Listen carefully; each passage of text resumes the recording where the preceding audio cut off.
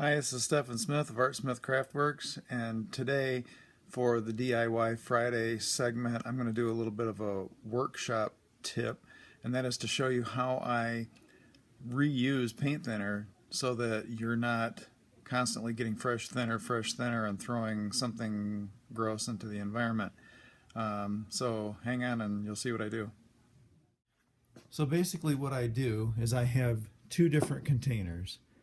I have one, this baby food jar, that has paint thinner in it, and the idea is that that is your storage vessel. And over time what happens is once you wash out a brush with that paint, then all the paint particles settle to the bottom of that baby food jar. So what I do before I wash out a brush the next time is I open the empty jar, which is this one, and I take the paint thinner. Hopefully I haven't riled it up too much, maybe a little bit, and then I pour that nice clear paint thinner into the empty bottle, and then I set this aside and I get my brush that needs to be washed out, and I wash it out in this nice clear paint thinner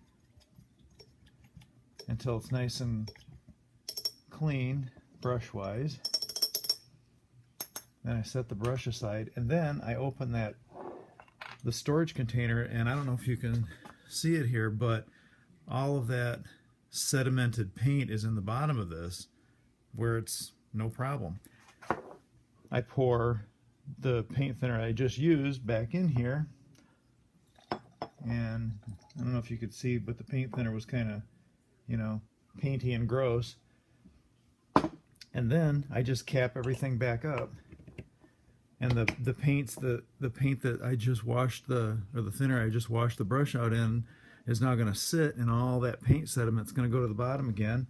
This I'm just going to set next to it. It's empty, and then the next time I go to wash out a brush again, I'll dump that settled out, or the paint thinner with all of the paint settled to the bottom into here to wash a brush again. You can use that over and over and over, and all you're doing is building up layer after layer of sediment in here. And when you finally get to the point where it's too gross to use anymore, then you can chuck that, get rid of it in a responsible way, and start with a little bit of fresh paint thinner, and you've used it for a long time. So that's my workshop tip on DIY Friday today. I appreciate your watching what I'm doing. Like, share, and subscribe. Thanks. Have a good one.